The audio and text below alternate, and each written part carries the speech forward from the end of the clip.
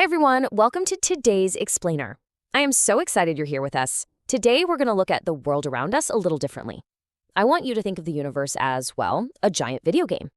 You know how every game has a physics engine running quietly in the background, right? Making sure objects fall, crash, and bounce exactly the way they're supposed to.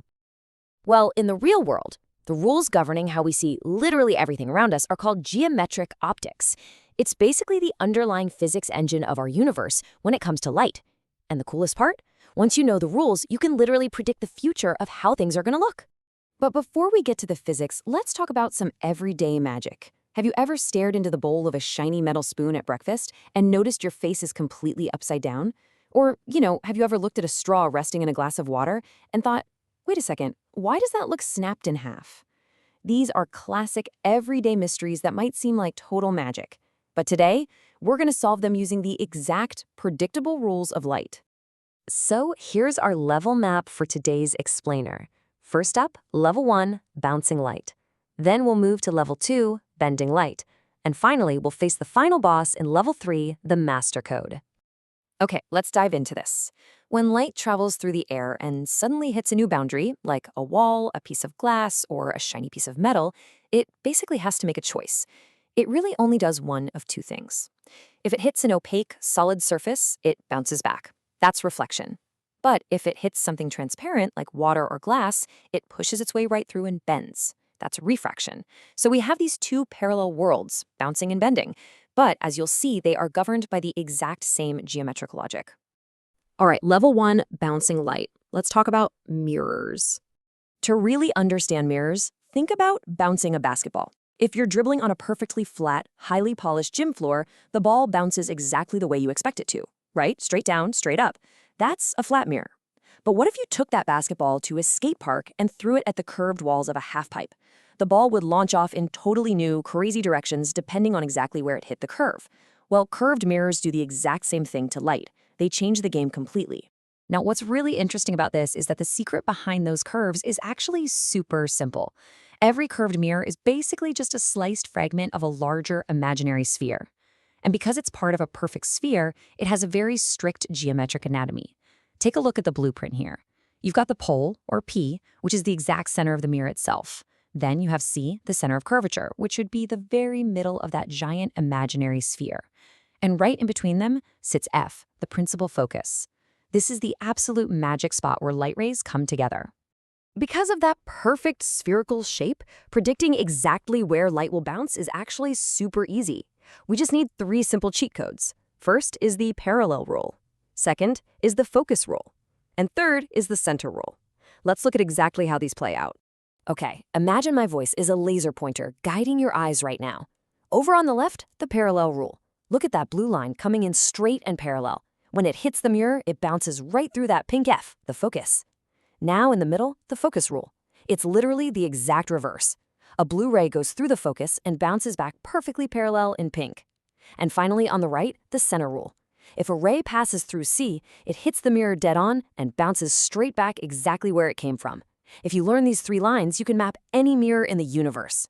And this geometry creates some incredible practical magic in our daily lives. Depending on which side of the sphere you polish, you get completely different effects. Convex mirrors, the ones that bulge outward toward you, will only ever make you look smaller. There's no way around it. But concave mirrors, which cave inward like a bowl, can highly magnify things. Or, if you step far enough back, they flip your image completely upside down. Boom! That perfectly explains the mystery of that upside-down face in your breakfast spoon. And this brilliantly illustrates how we use those exact shapes in the real world. Check out this catalog. Because concave mirrors can highly magnify and give a really targeted focus, dentists use them to get a huge close-up look at your teeth, and vehicle headlights use them to focus light way down a dark road. On the flip side, because convex mirrors always shrink the image, they give you an extremely wide field of view. That's exactly why we use them for rear-view vehicle mirrors and security mirrors in stores. They literally shrink the whole room so you can fit everything into one small reflection. Pretty cool, right? All right, level 2, bending light. Let's get into refraction and lenses. Awesome job! You've totally cleared level 1.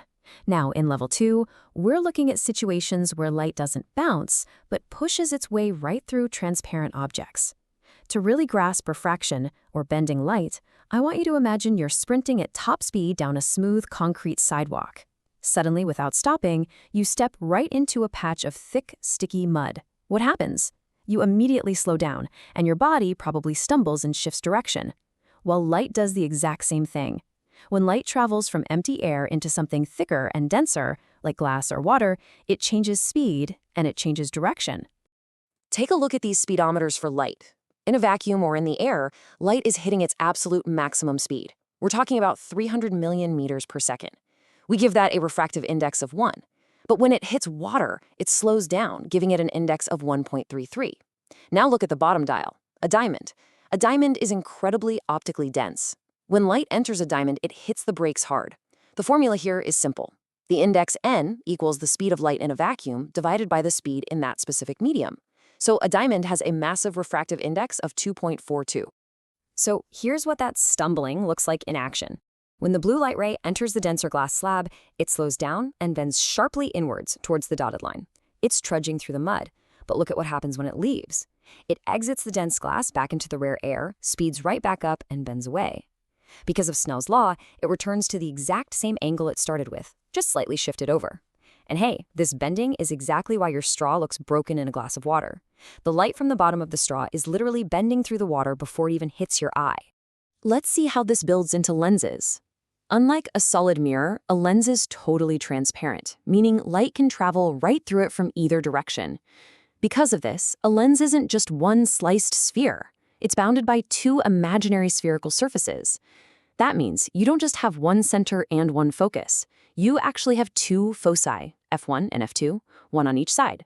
Just like mirrors, lenses have their own 3 geometric cheat codes for bending light. Number 1, parallel to focus. 2, focus to parallel. And 3, straight through the optical center. Notice anything? They are incredibly similar to the mirror rules we just learned. Let's trace these rays on a lens. On the left, the parallel blue line hits the lens and bends directly through the focus on the other side. In the middle, the ray goes up through the front focus and bends to come out perfectly parallel.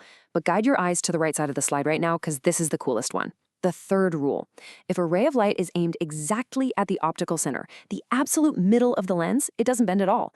It shoots straight through without any deviation whatsoever. Now, prepare yourself for the ultimate physics hack. Look at the bottom row of this catalog. Convex lenses act exactly like concave mirrors, and concave lenses act exactly like convex mirrors. They are symmetrical twins. So if you learned the rules for bouncing light back in level 1, you automatically already know the rules for bending light in level 2. Nature just reused the exact same geometric code. How amazing is that? All right, level 3, the master code. You have absolutely crushed level 1 and level 2. Now it is time to enter the final boss level. We're going to take all these drawings of light and turn them into pure, powerful math. Now, I know the word math might sound intimidating, but I promise you it's not. I want you to think of mapping light exactly like using X and Y map coordinates in a game like Minecraft or Roblox. To figure out where an image will spawn, we just plot physical objects onto a simple coordinate grid, where the mirror or the lens sits right at the absolute center, the 0, 0 point of the map. This grid is called the new Cartesian sign convention. It looks just like the normal graphs you've seen in math class. The pole, or optical center of our lens, is right dead in the middle at 0, 0. So here are the rules of the game. The object you are looking at is always placed on the left side of the grid, which means the object distance is always a negative number. And just like a normal graph, pointing upward means a positive height and pointing downward is a negative height. If it's negative, that just means your image is upside down. Before we reveal the final master equations, let's define the 3 essential letters we'll be using so it doesn't just look like confusing alphabet soup. The letter U represents the object distance, where the real thing is sitting. The letter V represents the image distance, where the reflection or bent light ends up. And the letter F is the focal length, the distance to that magical focus spot we talked about earlier. U, V, and F. That's it. Easy. So, the crucial point is right here in these 2 equations. Look at the math. For bouncing mirrors, it's 1 over V plus 1 over U equals 1 over F. For bending lenses, it's 1 over V minus 1 over U equals 1 over F. A single plus or minus sign is literally the only difference between the math for a mirror and the math for a lens. All of the complex physics of bouncing and bending light is beautifully unified into one simple, elegant formula. Because the math is this elegant, we can actually use it to give people superpowers. Opticians measure the converging or diverging power of a lens in something called diopters, which is just 1 divided by the focal length. And because it's just basic math, optical power is purely additive. If you have a lens with a power of plus 0.25 and you stack it with a lens of plus 2.0, you instantly get a total power of plus 2.25 diopters. Opticians use this basic middle school algebra to perfectly dial in a prescription and literally cure blurry human vision. It's absolutely amazing. So I'll leave you with this. If basic geometry can literally cure blurry vision, what other superpowers can this math unlock for you? Thanks for joining me on this explainer, and keep looking closely